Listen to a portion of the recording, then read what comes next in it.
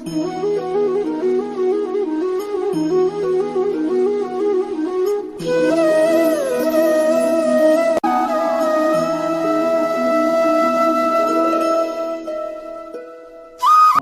is on page 166 of Universal Prayers.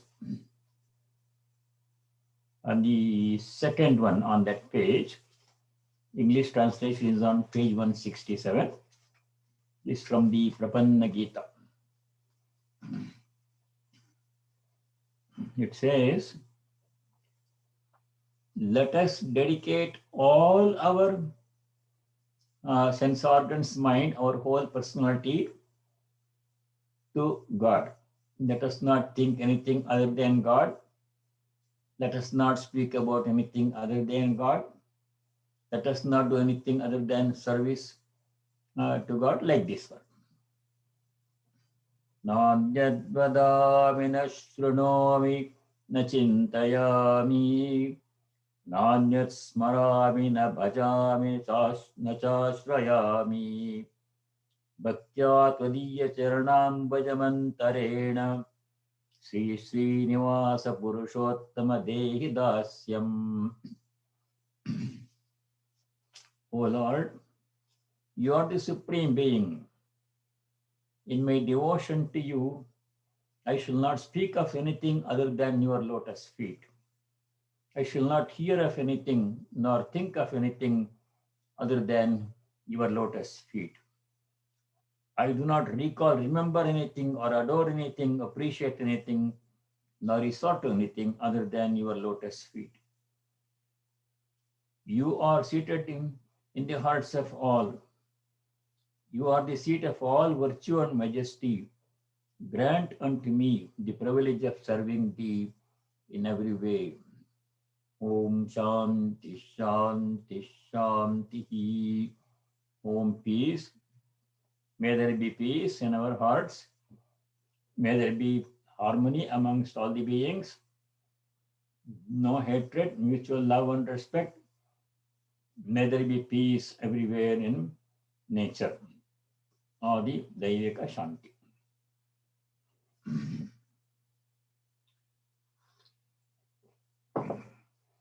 Last time we were studying sloka number 17-18 in chapter 3.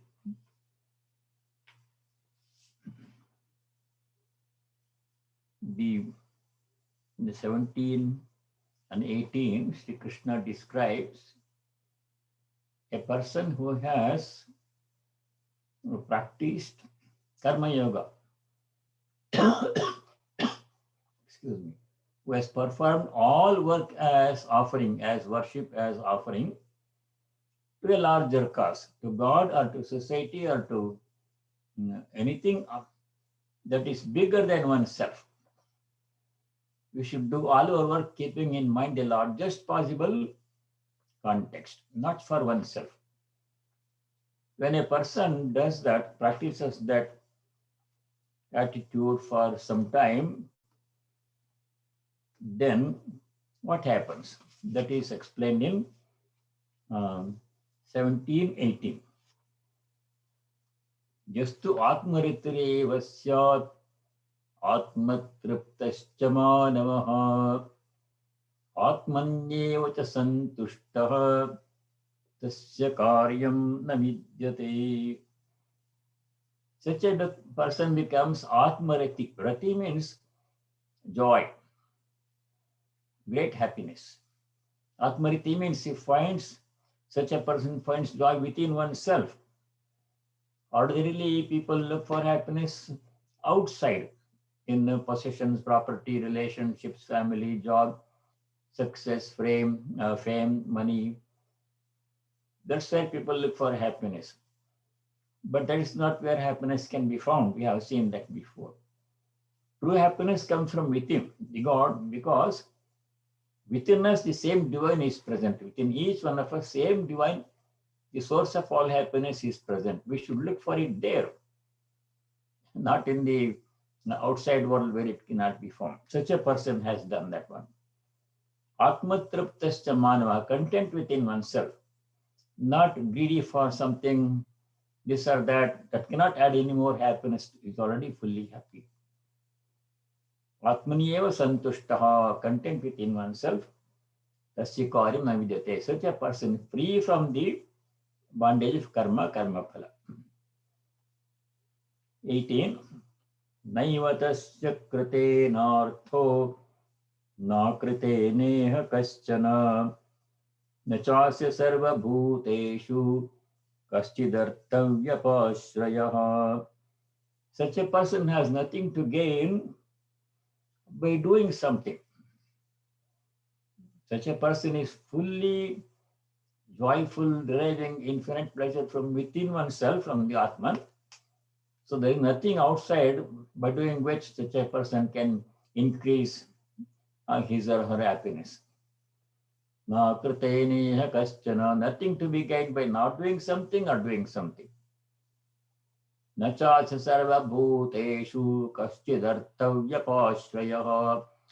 a person is not dependent on anybody or anything for happiness.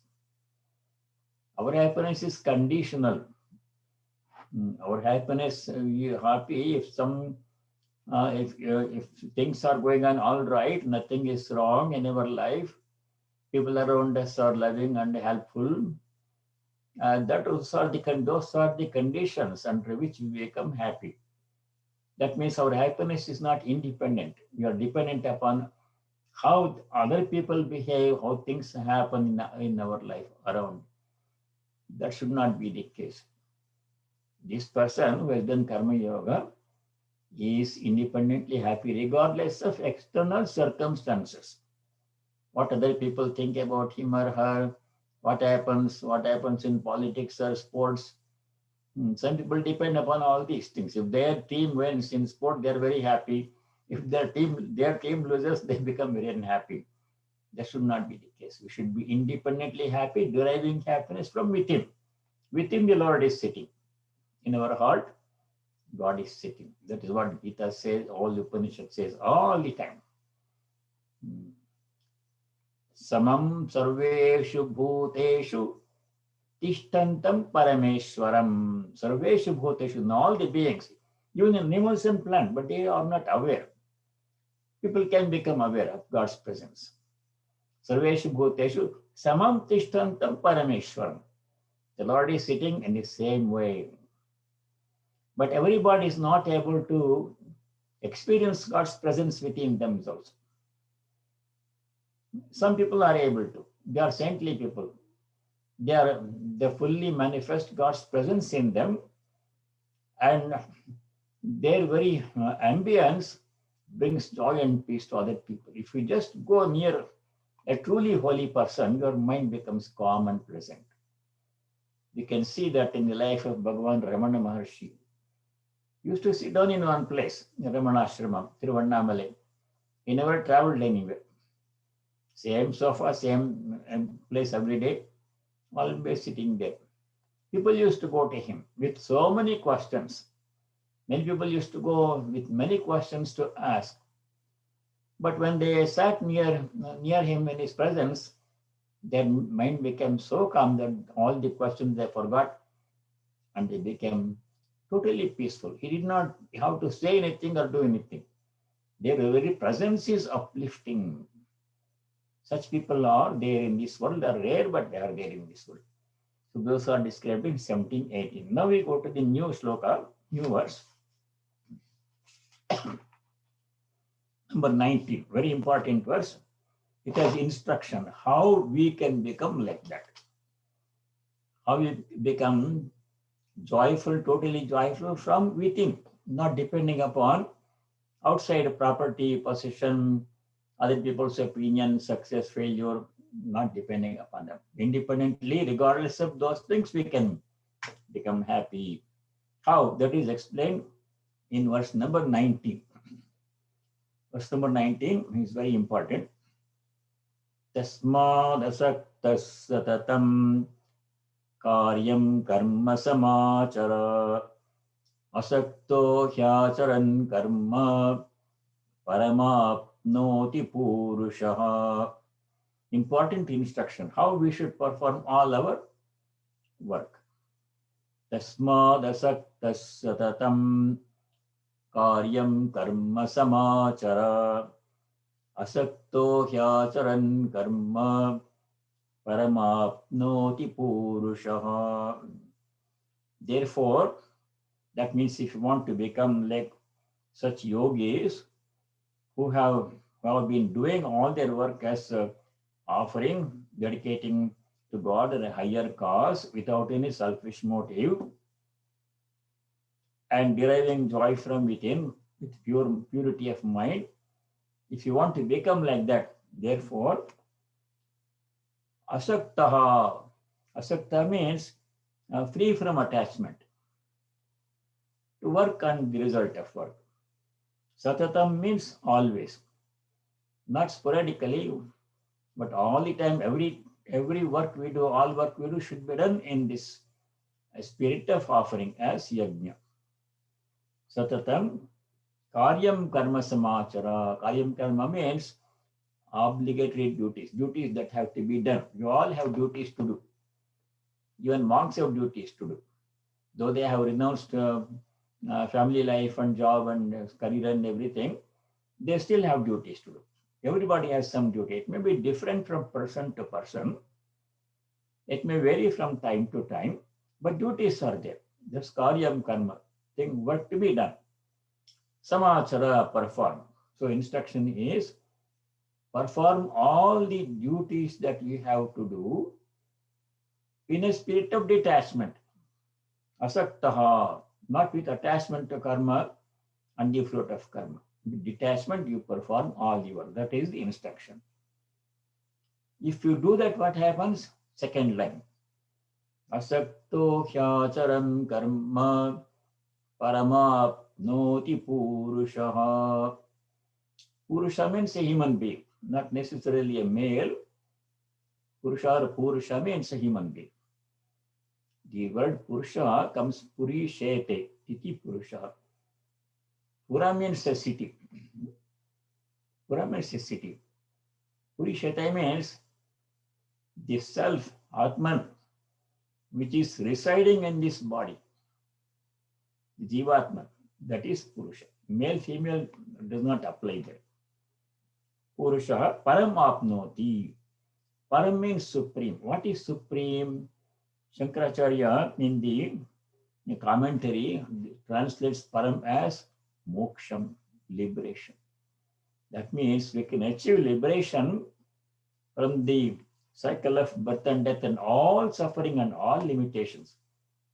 Mukti, liberation we can achieve by how?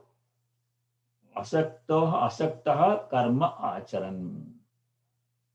Performing karma in a detached way. Only thing is, throughout Gita, you come across the instruction detachment. That's the only instruction. Comes in different contexts. See, Sri Ramakrishna explained the essence of Gita like this. He said, if you repeat Gita 10 times, you'll be saying Tagi. Tagi or Tyagi means one who renounces, one who has renounced, or who has become free from attachment to anything, attachment to people, to property, to possessions, to work, relationship, everything is detachment. Everything belongs to God, Bhakta says. Not mine, but thine, O Lord. That is detachment. You can keep things, but inwardly we have to become detached. So such a person who performs all work with detachment, asaktaha karma acharan. A person performing all work with detachment, what happens to such a person? Param apnoti, achieves the highest goal, namely liberation. Then he gives some examples in next verse. This is the shortest way to liberation. There are other ways. Jnana yoga is there, Raja yoga is there. Those are other ways. They all take us to liberation. Goal is the same. Paths are different. People follow any path that they find convenient. But karma yoga is something that everybody can do because everybody has to do karma. Simply doing all karma as karma yoga, only one change has to be made, not in the work, same work, but the attitude with which we perform work has to be changed. Instead of doing work for selfish reason, for one's own benefit, we do the same work in a larger context for the good of everybody. That is all. Last time gave an example. If there is a clerk in a government office, that person can do the same work. All clerks do more about the same work. Correspondence, filing, typing, that kind of work people do. Clerical people do. There's no much difference in the work. But there is a big difference in the attitude with which people do such work. I used to do I was a clerk in a government office for a long time, central government office in India. I know this from experience. Some people, they would look at the clock and 5 o'clock office closes, but 4:30, 4:40, they are ready to leave. You close all the files and everything. They're looking at the clock. That is one attitude. There's a lot of work to be done, but I'll do it tomorrow. Today, my time as office is going to close, I'll go home. That is the attitude. Looking at the clock and waiting for the payday, first of every month. There's one way to perform work. But other people, some other person can do the same work, clerical work, but with love, as a part of a bigger project. If I do this part of my work, then whole office will function properly and this department will function properly. This is for the public good of everybody. I also get benefit. That is a better attitude, doing everything in a larger context. As an offering, just for myself, I'll get the benefit anyhow. I'll get the paycheck anyhow, regardless of how I do the work. But my inner self, my personality will be transformed. I'll be moving toward liberation if I do the same work in a spirit of offering. I'll do it as an offering. May good happen to this country, to this government, to this department, to other people. May good happen. This small kind of work, but every small kind of work counts. Every work counts. That is the spirit of detachment. Tasmat asattaha karyam karma samachara. Therefore, performing all your duties with detachment, with love. Detachment means not perfunctorily. It has to be done with love and joy and joyfully and with gratitude. As I said before, the opportunity to work is a great gift in itself. It's an opportunity to make spiritual progress. All work should be seen as an opportunity to move towards God. We can move towards God, closer to God by doing our work, whatever it is. Janitor's work. I told story of Resika last time. It doesn't matter what work it is. Everybody cannot be a CEO or a president. Somebody has to do this work also. So doing whatever work we are required to do with great joy, with gratitude, with love, as an offering, that is the best way to do the work, and that will take us straight to liberation. What is the benefit by doing that work? Benefit is Purushaha Param Apnoti. Param is supreme goal, namely liberation. There is nothing higher than liberation for human being. There is no goal higher than liberation. All other goals are lower. Liberation is the highest goal, nothing beyond that one. Once you achieve that, you are at one with God. That can be done by doing all our work as asattaha, with detachment. See, what can be simpler than this? Vedanta practice, spiritual life need not be very complicated. You don't have to go to the forest and leave everything and sit on a tree and meditate day and night. That's not for all. It's only for a very small number of people who can do that one. For us, this is the way. Whether you live in an ashrama or a household, or by yourself or with a family, this is the way. Do everything with love as an offering. May good happen to everybody. Not just for me. May the whole family benefit from my work. whether you are cooking, cleaning, or doing laundry, or sweeping the floor, may good happen to everybody in this family. May everybody live in a happy environment in this family. I'm also included. My benefit, other people benefit. If I do it with love, the whole inward environment changes. Inner engineering, some people call it. Inner engineering means changing the inner environment in our mind. That is in our hands. How we do our work, regardless of the nature of work. This is simplest instruction, simplest way, straightforward way to liberation. No complication, no philosophy required. You don't have to study a great deal of scriptures and memorize things. Not necessary. Just do the work, detachment, offer it to God. May everybody benefit from this work. Do it with love. I'm very grateful that this work has come to me because it's an opportunity for me to serve the Lord, my chosen ideal, and other people with whom I share this life. Very simple way Sri Krishna has shown for reaching the highest goal. So sloka number 19. Tasmad asaktas satatam karyam karma samachara asakto hyacharan karma paramapnoti purushaha. In the next example, he gives some example. In the next sloka, he gives some example.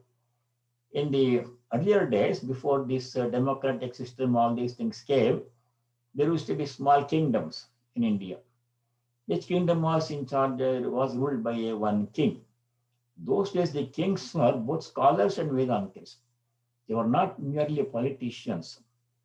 I have seen one king in Mysore when I was young, before the independence of Parameshwar of Indian Republic of India. It's a small state, Mysore state it used to be called. Now it's called Karnataka. I saw the king. That king was the last king. After him, the democracy came, kingdoms all ceased to exist. That king whom I saw, he was a great Vedantic scholar. He written many Vedanta books, and his father, the previous king, he supported Swami Vivekananda to go to the United States. He was one of the people who supported Swamiji to go to USA in Mysore. A small help he gave. These kings were Vedantic scholars, not merely rulers and politicians interested in keeping their power. They would serve their subjects with great love. At night, they will go incognito. The king used to go in disguise to all poorer sections of the city to see how people are living, how much they are suffering, how can I help them, how can I uplift them. This was their concern. Vedantic scholars, they used to employ Vedantic scholars and all artists and promote all this art and science and scholarship and everything. So that example is given here. They were rulers, at the same time they were great Vedantics, and by ruling the kingdom in detachment as service with love, they reached the goal of liberation. So sloka number 20. Karmanaiva hi samsiddhim asthita janakadayaha lokasangramevapi sampashyan kartumarhasi. Karmanaiva hi samsiddhim आस्थिता जनकादयः लोकसंग्रहमेवापि सम्पश्यन् कर्तुमर्हसि. Janaka and others. Janakadayaha. Adi means etc. Others. Janakadayaha karmana eva. By doing karma alone, what did they achieve? Samsiddhim asthitaha. They reached. Samsiddhi means perfection. The word siddhi or samsiddhi comes in many places in the Gita. Samsiddhi is translated in the commentary by Shankara as samsiddhim moksham, liberation. Janaka and other kings, by doing all their work with detachment, reached liberation.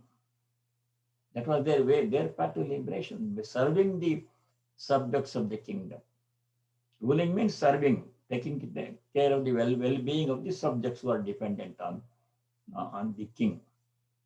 By doing that, their duty, that was their duty. As a Kshatriya, they were supposed to take care of the kingdom, all the subjects, including the poorer sections of the society. By doing that with detachment, they achieved liberation. Samsiddhim astitaha. Who are the people? Janakadayaha. In the commentary, only one other name is given. Janakadayaha.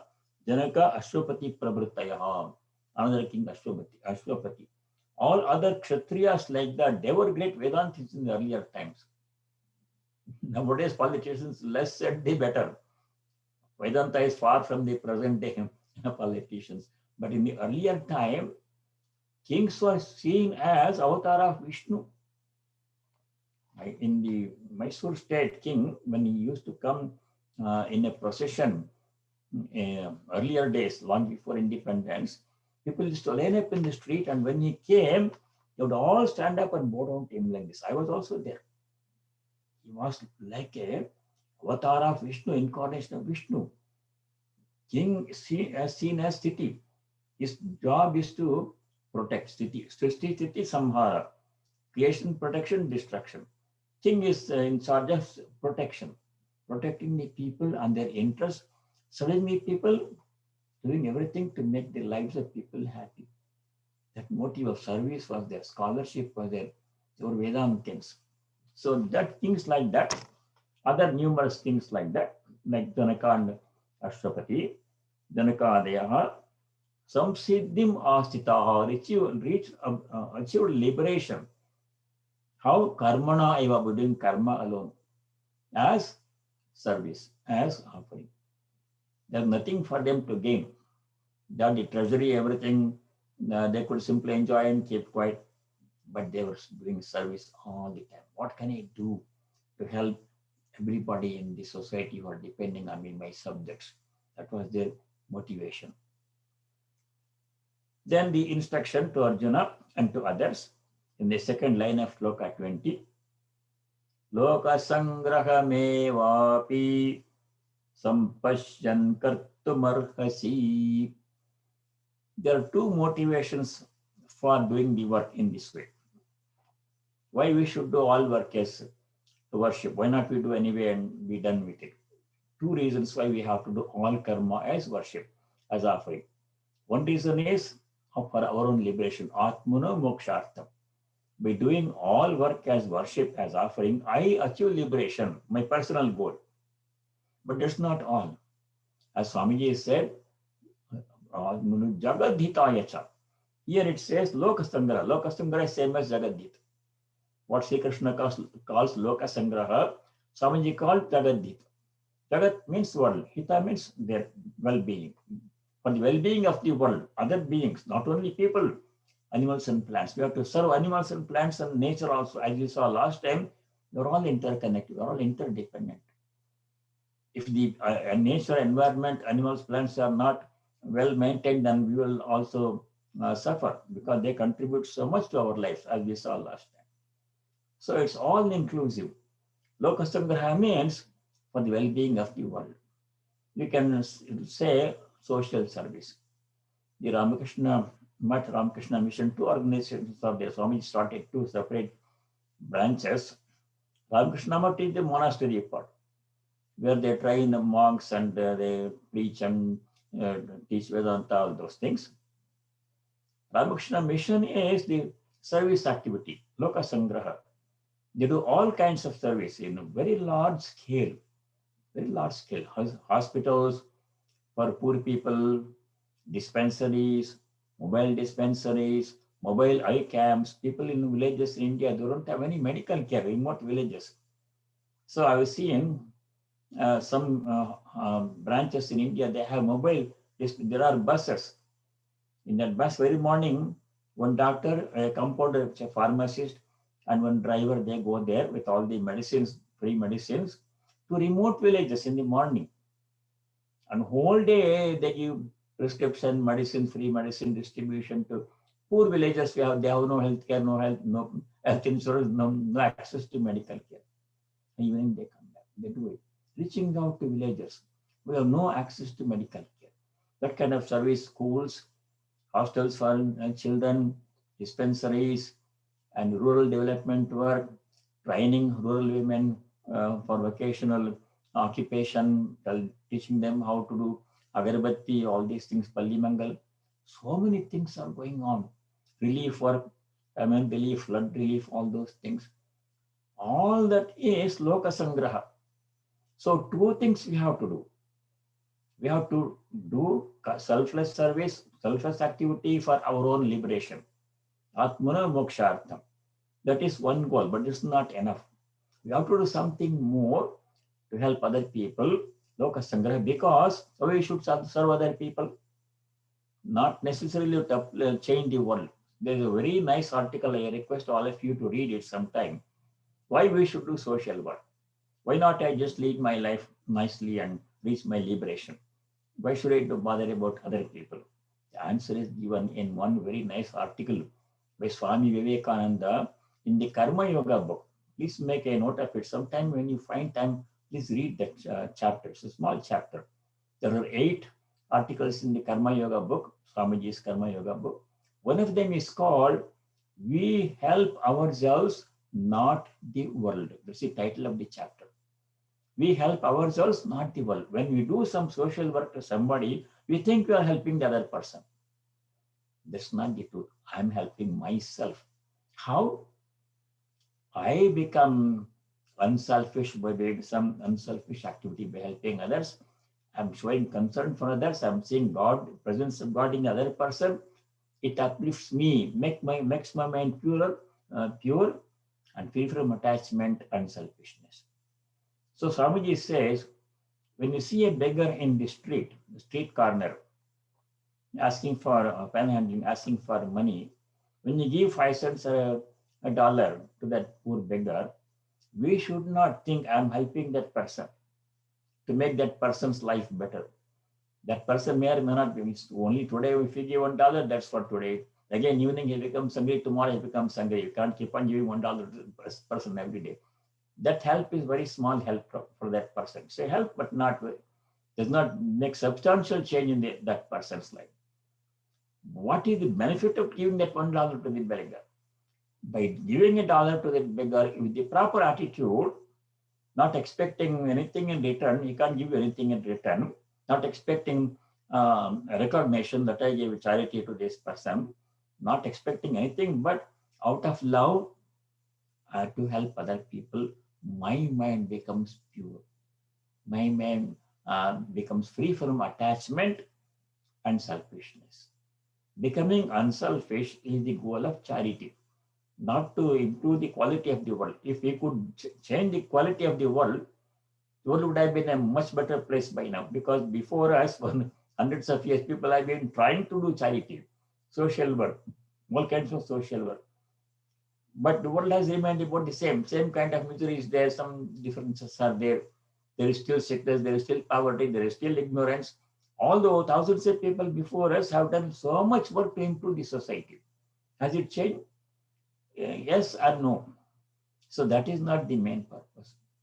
When I do charity or service to some needy person, I am becoming a better person. I am growing spiritually. I am becoming less selfish. The more unselfish I become by serving other people, giving charity, serving in any way, the more service I do, more unselfish I become, the closer I approach God. From selfishness to unselfishness, I'm moving towards unselfishness. What happens if we keep on becoming more and more unselfish? In the limiting case, unselfishness is God. Swamiji famously said. Another sentence in the Karma Yoga, we all have to remember that one. Only 3 words. Unselfishness is God. So the more unselfish we become by doing charity, loka sangraha, the closer we approach God. If you become totally unselfish, that means I and mine is totally gone from my thinking. From my thinking, I and mine completely goes away. Then I become totally unselfish. Then what happens? I become one with God. God is unselfishness. Unselfishness, that is the purpose of doing all work as offering. Why we should do all work as offering? This is the answer. Two reasons why we have to do all work as offering, as yajna. One is for my own liberation, atmana mokshartham. That is in the first line. Karmanaiva hi samsiddhim astita janakadayaha. Janaka and others achieved liberation, samsiddhi, but doing karma is karma yoga. One reason. Second reason why we have to do everything as offering is loka sangrahamevapi sampashyan kartamarkasi. Loka sangraha means serving the world, including animals and plants. I know a person who is there. He used to live here. Now he lives in a different place. He has a PhD from MIT. And when he retired, he dedicated his life totally to a social service. He did 2 or 3 kinds of things he did. He would go to animal shelters. Animal shelters, abandoned animals are there, dogs and cats and other pets are there. Nobody wants to take them. And they need a lot of help. They are in poor health. They need maintenance. So he would go to animal shelter, clean their cages, and take give it back to the dogs. He loved dogs. And would take them for a walk and give them food and medicine. Take care of the dogs and other pets. Clean the cages. One kind of thing he did. Second kind of thing he did was, after retirement, he didn't have to work for a living. He used to go to the public garden. There's a garden here nearby in Maryland, Brookside Garden. You would go there, and he had learned gardening. He took a course in gardening and became a master gardener. He qualified himself.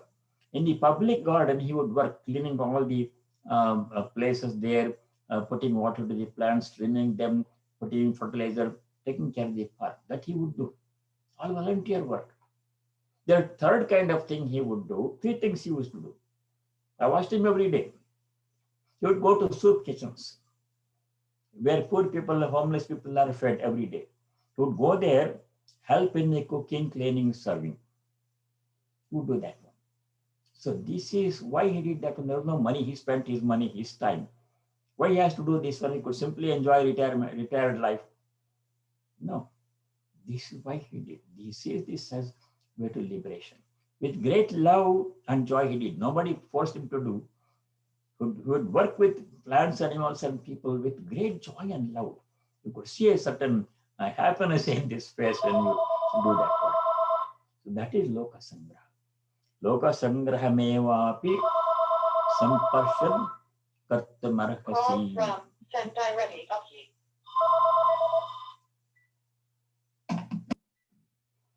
So 2 reasons why we have to do all work as karma yoga. Atmana mokshartam, for my own liberation, and loka sangraham, as Jagat Ditaya, to do something for other beings, thereby enriching myself spiritually. I'm helping myself. I'm thinking I'm helping other people, but really I'm helping myself. That's what Swamiji said in that article in Karma Yoga book. We help ourselves, not the world. We think we are helping the world. No, we are helping ourselves. So that is the spirit of this shloka. Shloka number 20 is very simple. Liberation, spiritual life need not be very complicated. You can live in the same house with the same family members, go to the same place of work, do the same duty you're doing, taking care of children, whatever parents, but do everything with love, with gratitude, with joy, and then that will pave the way for liberation. Call from Now, Sentai Reddy Upji. in the 21st shloka, Call from there is Sentai Reddy another Upji. reason why we have to do all work in this way with detachment. Because other people watch how we are working and they will emulate us. Some people will follow our example. If I myself don't work properly, if I work with selfishness, I'm setting a bad example to other people. Some people will look up to other people, see how he is doing. Who is doing like this, I will also do like he is doing like this, I will also do like that. People will think. Some people will do that. We should not misguide people by acting improperly. We should act responsibly as a role model for other people who may look up to us for guidance. That's another responsibility we all have. Parents and teachers and other elders, They have to act properly under all circumstances because other people look up to them. If they say a elderly person, if he is not doing something right, wastes all his time playing cards and watching TV, not doing any study or meditation or japa, older person, then what do the younger people think? No, he's doing why they will also do the same thing. We should not set a bad example. That's explained in verse number 21. What a leader, a senior position performs, how does he perform, he or she? Other people look up to him or her. So we have to act responsibly. That is explained in verse number 21. Yadyadacharati shrestha tattadevetaro janaha sayat pramanam kurute lokastadanuvartate yat whatever.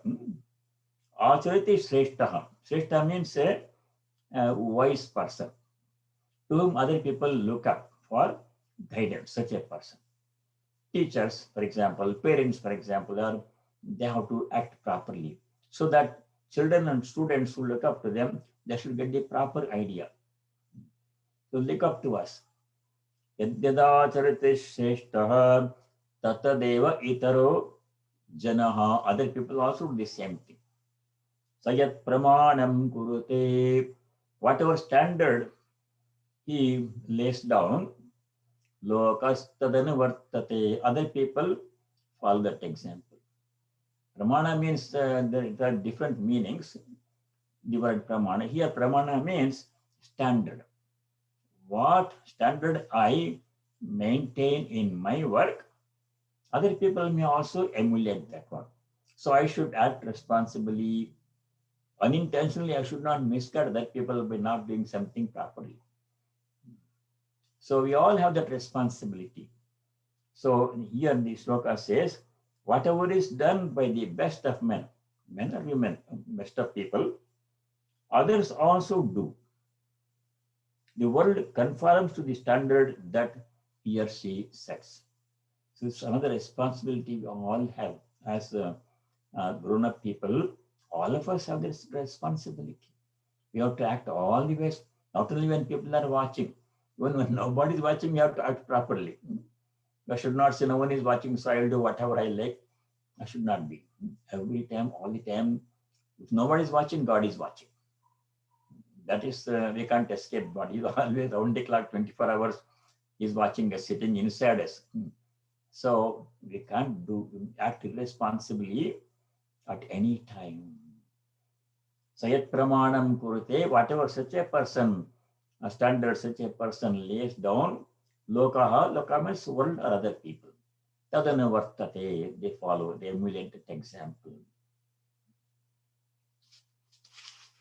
There is another verse in the 16th chapter. We don't have to go at it now, but I will mention that in passing because for people to find solutions to their questions about how to do work, what to do under given circumstance, what to do, this problem, situation has come, what should I do now? That question comes many times in people's life. Then what we should do? Where should we look for guidance? Two places are there where we should look for guidance. One place is scriptures. We look up to scriptures, what Gita says, that I should do under this condition, that we can refer to Gita. But scriptures always don't have solutions to all the problems that I may encounter in my life. There may be a special problem, a situation in my life which is not covered in the Gita. So then what should I do? Second source of information is Shrestha. What other wise people have done under similar circumstances when they were faced with the similar situation, how did they behave? How did they solve the problem?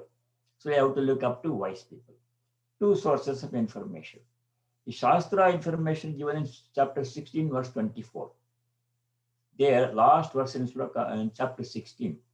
There, Sri Krishna says, Tasmat Shastram Pramanam Te Karya Vyavastitavu Jnatva Shastra Vidhanoktam Karma Kartumiharhasi. Shastram te pramanam. Your standard is Shastra, scripture, Upanishad, Bhagavad Gita, and other scriptures. Karya Akarya Vyavestitavu. Karya means something to be done. Akarya means something not to be done. Whether to do this or not to do this. When such a question is facing us, Karya Akarya Vyavestitavu, to decide whether to do this or not to do this one, te shastram, te pramanam shastram. Shastra pramanam. These scriptures are your standard of reference. Go to the scriptures. That is one source.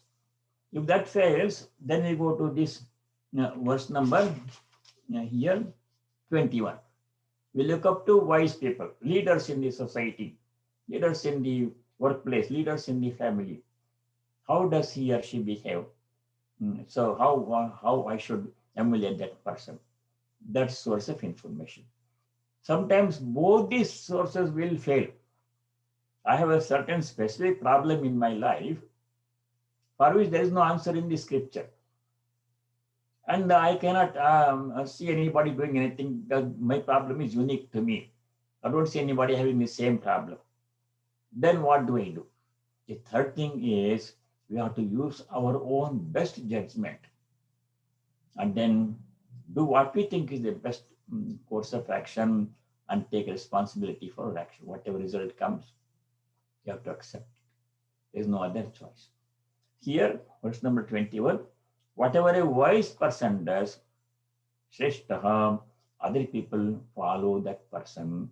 Therefore, we have to behave properly at all times and to all circumstances, so as not to mislead people who may look up to us for guidance in their lives. That is sloka number 21. Now we'll do sloka number 22. Here, Sri Krishna himself gives himself as an example. See, he is God himself. In the Bhagavata Mahapuranam, there is a famous sentence. There it says, Krishnastu Bhagavan Swayam. Krishna is Bhagavan himself, Lord himself, coming in the form of Krishna. So whatever he does, we have to emulate. So he himself, Krishna himself, acts incessantly, though there is no need for him, doesn't have to do anything. Because there is nothing that he has to gain by doing something, nothing that will lose if he does not do anything. He is perfect self-complete. There is nothing that he has to do, obligation. He can be by himself. He is the Lord of the universe. But still, he is incessantly active. Why he is incessantly active, he describes in sloka number 22. He cites himself as an example of a Shrestha. We should look up to him, how he was constantly doing things for other people, not to gain anything for himself. How many things he did to save the world from calamity, even when he was a child. How many things he did. So he says in sloka number 22, Name parthasti kartavyam trishu lokeshu kinchana nanavaptamavaptavyam varta evacha karmani. Trishu lokeshu, in all the three worlds, O Partha, name kartavyam kinchana. There is no required duty for me. Kartavya means required duty. There is no obligation for him to do anything. He can just be by himself, he is God himself. Nothing to be gained by doing something, nothing will be lost if he does not do anything. But he is constantly active. He said in second line, Nanavaptam avaptavyam. Avaptavyam means something that is to be acquired. Aptavyam.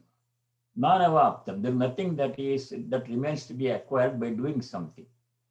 He said, there is nothing I have not won, not acquired. Nothing remains to be won, acquired by me. Still, Varte evacha karmani. Varte becomes varta because of the Sandhi rules. Still, I am constantly engaged in work. Karmani, varte. I am constantly engaged in work, doing so many things for the Pandavas and other people, helping people. Why does he have to do this one? Not for himself, for Loka Sangraha. So, looking up to Sri Krishna as an example of someone who does all the work for other people, though there is nothing for him to be gained by doing something. In the same way, we have to perform all our actions as offering to other people, offering to nature, animals, plants, and trees, and nature. I see some people in this country in the early morning when they when they go for a walk, they have a plastic bag in their hand. And when they see some trash there, they will pick it up and put it in the plastic bag. They take it and put in the proper trash. It's purely unselfish activity. They don't have to clean the park. They're not employed, they're not paid. They're doing it out of love. May this environment be clean for other people, animals and plants. We all share the same environment. Some people put trash everywhere. Some people clear the trash put by other people. See which one we want to be. We want to be the people who put the trash and spoil the environment for everybody. Animals and plants also have share the same environment. Or do you want the people who pick up the trash and keep the place clean for other people? That is what the message of Gita is. Loka Sangraha means doing this. Everybody doesn't have to do great deeds of charity. We cannot do small things can be done. We can't all give $1 million donations to charities. Whatever we can do. Sometimes just a few words, consoling words to people who are going through difficult times on the phone. Just a phone call. When somebody going through difficult times, just calling them and saying words of comfort. That is enough. That kind of service is all that we have to do. With love and with not expecting anything in return, not for fame, not for glory, not for advertisement, but out of sheer love for the other being. So that is the spirit of service, Loka Sangraha. So we stop here. Loka Sangraha mevapi sampashan kartumarhasi.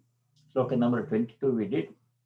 23 is also the same theme. Nothing new there. We will do it next time. If you have questions now or comments, you want to say something or add something, you can do so now. We have a few more minutes left. Achievable moksha, right now, right here, Vihaiva, Yes. in this life. Right. If you can take good and bad positively, and he gives in Daivathan Kurul, he gives so many examples. Like you can see a jasmine, you can see a rose, and people who are not realized see them as different. But Jivan Mukta says, okay, he experiences happiness, the Sachidanandam, which is already in you. The ultimate mukti is just experiencing happiness and not getting influenced and all that. So Mahapariva also talks about all of that. Yep. The sequence in 19 and 18, when Krishna is talking about the karma yogi, it looks like the opposite sequence of Ishvara Kotis. The realized ones are asked by the Lord to come down to help the world, to do the detached action. Like in 19 it says, perform action always without attachment. Without attachment, a person attains the supreme. It's like the opposite order of Ishvara Koti. Perform all your actions with detachment. By performing all actions with detachment, you will reach the highest goal. But there is a little bit catch there. By doing karma yoga, directly, Shankara says, directly can't go to moksha. There is an intermediate step, which is not in the sloka, but in the commentary it is there. By doing all work as offering, as seva, as a puja or offering, mind becomes pure. The Chitta Shuddhi is the most important step for liberation. Mind becomes pure means free from attachment, free from selfishness, free from narrow-mindedness, I and mine. Those things will go. Mind becomes pure from all the 6 impurities. anger, jealousy, etc. When the mind becomes pure, divine presence becomes clearly visible and experienced. So Chitta Shuddhi is the immediate goal. Moksha is the final goal of Karma Yoga. Maharaj, Krishna didn't And say that can happen in this life. You don't have to wait until you go to some other loka. Everything happens here. That's called Jivan Mukti. Jivan Mukti means liberation while still living in this life. There are people who are Jivan Muktas. Jivan Muktas people, they are living like everybody else outside appear and there is no difference. A Jivan Mukta appears the same way as other ordinary people. But he is not, his awareness is not confined to his own personalities. He sees everybody as oneself. Everybody is himself. One cosmic being. He is experiencing it. I am only experiencing my body, my mind, this person. I am this person. I want to be happy. Like this, I may think. But a Jivan Mukta does not think. There is no I for him. His I is the whole universe.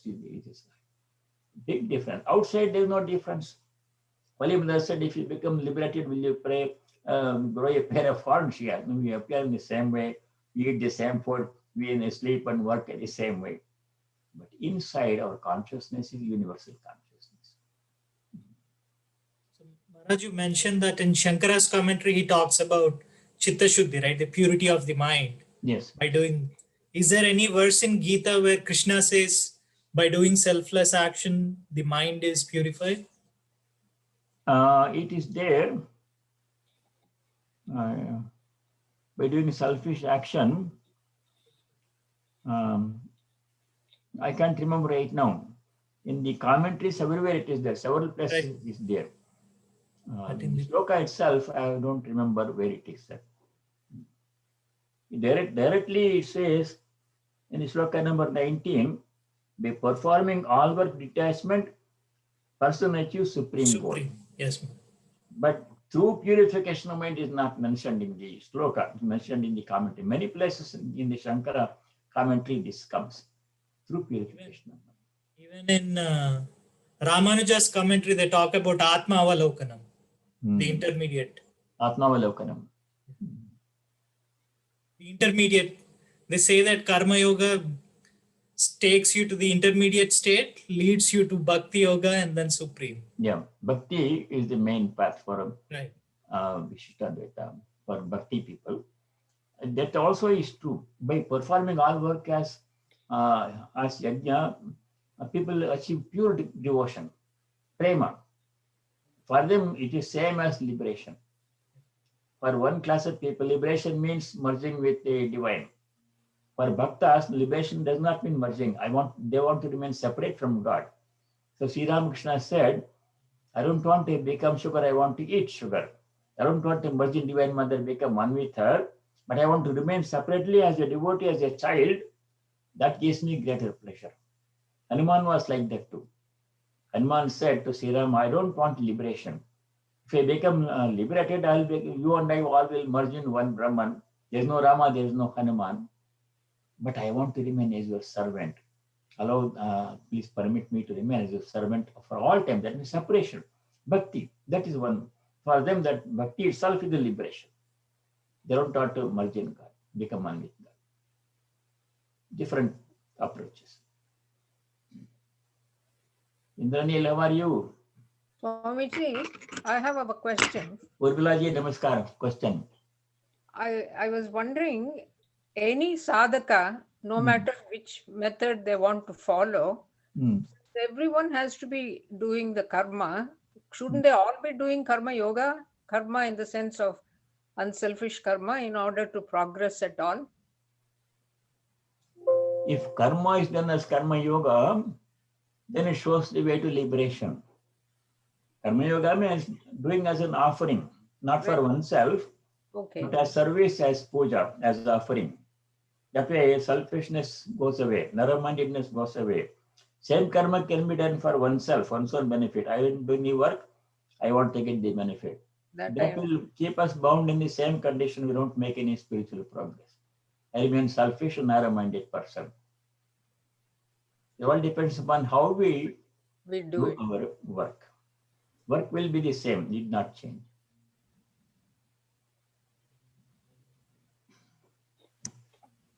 Rekha is there. Wow. Very happy to see you, Rekha. After a long time. Very good.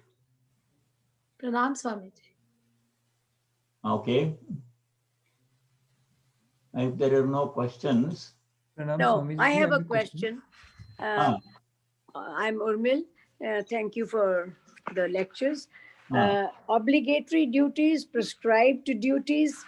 Now, what are some of the examples under the obligatory duties or prescribed? And they are prescribed in the Vedas, or yes, but what exactly are those few Public examples? duties comes in the 18th chapter, Sloka 5 and 6. It is like this. Everybody, when we are born as human beings, we are indebted to 5 entities. Everybody has to do every day those repayment of the 5 debts. These are called Panchayagnya. Panchayagnya means everybody has to show indebtedness to God for giving us human birth. That is Deva Yajna. Deva Rana. Rana means loan, indebtedness. We are indebted to God for giving us human birth. We could have made us a tree or animal somewhere, then we would not be making any progress. So first duty to worship God every day, thanking God for giving us human birth and human quality. One duty everybody has to do. 5 duties we have to do. Required duty, obligatory duty. Second is indebtedness to the rishis, older teachers who have given the Vedas and the Upanishads and the Gita and Puranas. They gave us knowledge through these things. That knowledge helps us to refine ourselves and reach moksha. So we're indebted to the rishis for the knowledge they have given freely. They didn't charge any money, no fees, nothing.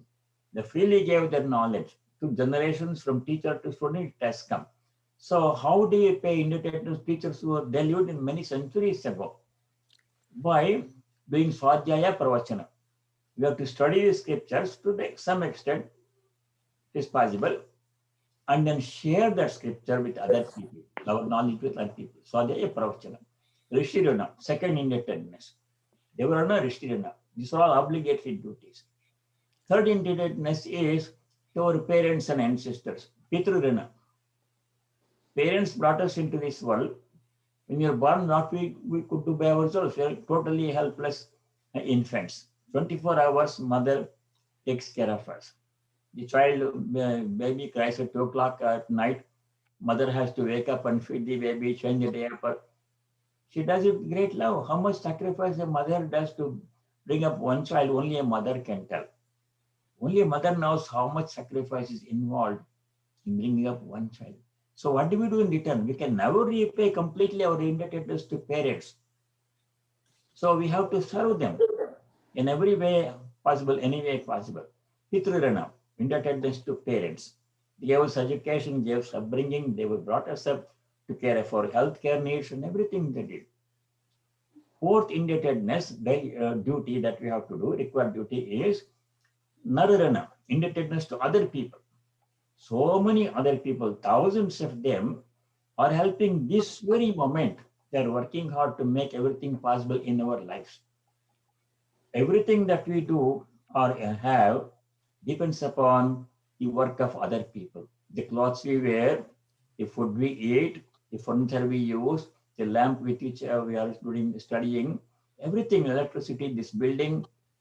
Would I make this one building by myself? No. How many people worked hard to make this building in which I live comfortably? Air conditioning, heating. So all those people have made it possible for me to live in this building. So our indebtedness to numerous people, we don't know all of them. Some of them are working in other countries to make our life possible here. How do we repay them? Not individually possible. By doing our work as offering to other people, I fulfill my nirvana. Fourth debt, required duty. Okay. Fifth is our indebtedness to nature, animals and plants. Without them, we can't exist. Without plant life, animal life, plant life, human life is not possible on this planet. That we know. We have seen before Yajna. They're doing their best. 24 hours, animals and plants are serving us. We don't know that one. They're giving us oxygen, plants are giving. So what do we do in return? We can't go and thank every tree. Thank you for giving me oxygen. No, we take care of trees. We don't unnecessarily destroy forests and protect trees and water them and take care of the trees and plants wherever we can do. Or we can, if you cannot do directly, you can promote the activity by helping other people to do that kind of work. Many times we cannot do service directly because of our limitations. So in that case, what can I do? I can help other people who are doing that kind of service, promote them, encourage them. Like my friend who's serving in the animal shelter, I cannot go to animal shelter and clean the cages and take the dogs for walk, but he's doing it. I support him, encourage him. That way, we have to do our indebtedness to the animal, plant, kingdom, nature. These 5 duties are required of every human being, no matter what nationality, country, language, does not matter. Every human being is required to fulfill the 5 obligatory duties. Plus, other obligatory duties are going to work every day, taking care of family. When somebody is a family, they have to take care of the family. They accept a responsibility. So take care of the children and the spouse and the old parents. All those duty to employer, duty to society, to country. We have to vote as a citizen of this country. All our duties are there. These are all obligatory duties. All of this can be done as service, as offering, as worship. Brahma Jnanam an experience, or it is, yes, is Brahma Jnanam, Jivan Mukti, an experience, or it is an intellectual understanding? At this level, it's only intellectual understanding. It has to become experience.